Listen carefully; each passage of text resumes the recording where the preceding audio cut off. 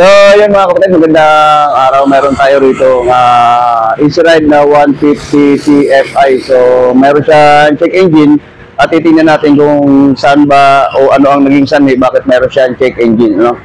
Let's go!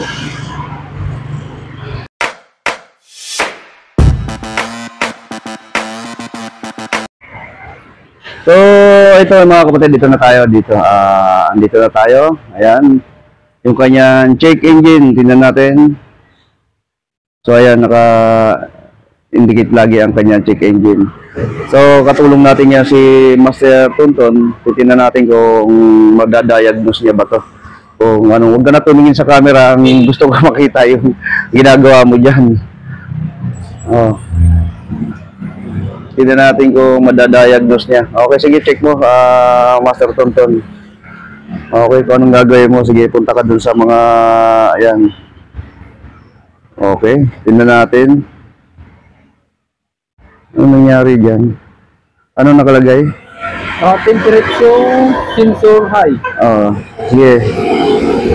Baba. So, 4 na fault code siya. Same ang 3, puro temperature sensor high. Yung pang-4, system voltage low. So, ibig sabihin, mahina yung kanyang battery. Check din natin yan mamaya, no?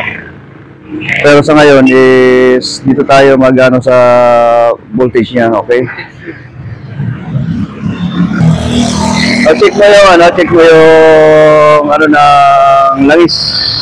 Yung langis kung gaano karami. Ito na, dito na, kayang-kaya na yan, kamay mo lang. Ano bang check mo yung kanyang langis. Dapat may basahan ka din eh. Ayan, so gaano pa siya ng basahan. Kasi kaya check natin yung langis niya kung sakto ba o hindi. Kung bakit na lumalabas yung temperature. Hanggang saan? So marami naman. So far so good yung kanyang langis, no? So check natin sa wiring naman niya kung anong diferensya, bakit meron siyang check engine. Okay, tingnan natin dito mga kapatid sa kanyang wiring. So ano ba nakikita natin dito? Ayan, may napansin na tayo rito ng isa. So ito yung sa kanyang naputol. Pansinin nyo yung naputol niya na wire. So ito. Sa temperature kasi yan mga kapatid. So yun mga kapatid, check pa rin natin yung ibang wiring niya, no? Pero kasi ayan, kasi yung wire na yan ay ayan yung sa temperature niya. So positive na yun na yun ang diferensya. Kaya bakit meron siyang temperature high do sa tatlo dito sa ating diagnostic tools. So lumabas siya rito yung sa kanyang code. Ayan, so 4 ang fault code niya. Kung mapapansin nyo dun sa taas is mayroon nakalagay na 4. So ibaba natin, scroll down. So pare-pares lang. Yung pang-4 niya ay 60 volts daw. Ibig sabihin mahina yung kanyang supply ng baterya o kaya sa regulator. So yun ang ating hahanapin naman ngayon dun sa kanyang wiring para dun naman sa battery niya. So check muna natin yung kanyang battery ngayon.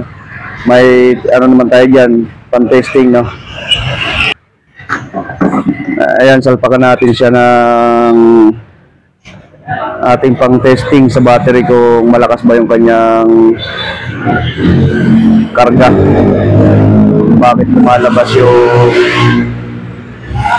mahina yung battery. Low voltage kasi nakalagay. So check natin yan dito.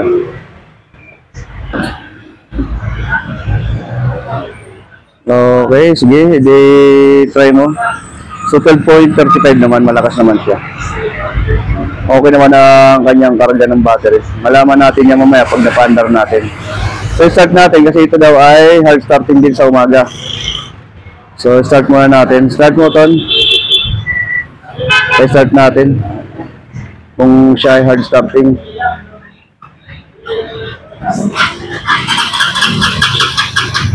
So hard starting nga siya, no? Wala siyang start sa umaga. Ayan. Halos puro redundo lang. Ayan, mandar na siya. So hard start sa unang andar. I-check natin ngayon kung maganda ba yung kanyang karga. So okay ang kanyang charging. Sige, review pa. Ayan. So umakyat pa siya hanggang hindi natin kung magka-14. So okay, maganda ang kanyang charging.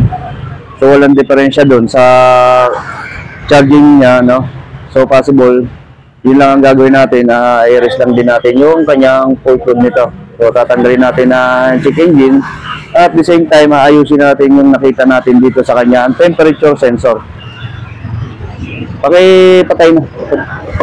So ito ang ayusin naman natin ngayon dito. Is kailangan natin to ma-connect tong wire na to sa kanyang temperature.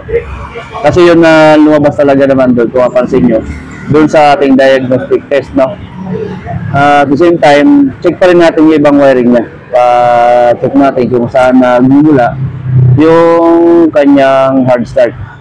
O pag may kabit din natin yan, try din natin kung ayan ay hindi na siya magiging hard starting. Kasi ang daming kinabit talaga nitong doon sa loob na mga daw kung ano-anong inilagay na mga ilaw. Kung mapapansin nyo, kargado rin yung kanyang poste, no? Mayroon nang nakalagay doon na kulay red na pupuntang busina siguro yan, tingin ko. At ito ay nilagyan din daw nila ng MDL at alarm. Sa ngayon tinanggal na raw nila yung alarm kasi nga inyanag ko. So check pa rin natin kasi marami silang anik-anik na inilagay. Gaya nito, ang dami nilang mga switch. Ayan. So, hindi natin alam pa yan kung saan papunta para malaman natin, na makita natin yung naging sanhi nito, no, sa ganung hard starting niya. At malalaman natin din to kung ito ay magiging one click start na, kung halimbawa na ma-check up na natin. Katulong natin si Master Anton. Yan, tulala pa yan, masakit ang tiyan yan. Puro pagpapapugi lang sa camera ko yan. Huwag nyo nang papansinin yan pag nakukuha na siya ng puro pagpapagwapo.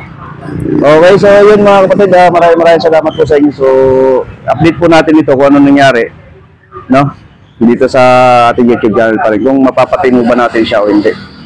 So yun lang, pakita ko po ulit yung ating gagawin dito, kanyang temperature sensor. So check nyo rin po kaagad mga kapatid kung gano'n na may hard touch, mas maigi po, mas mainam, pa-check nyo po sa kasa para po ma-test kaagad, ma-diagnose na.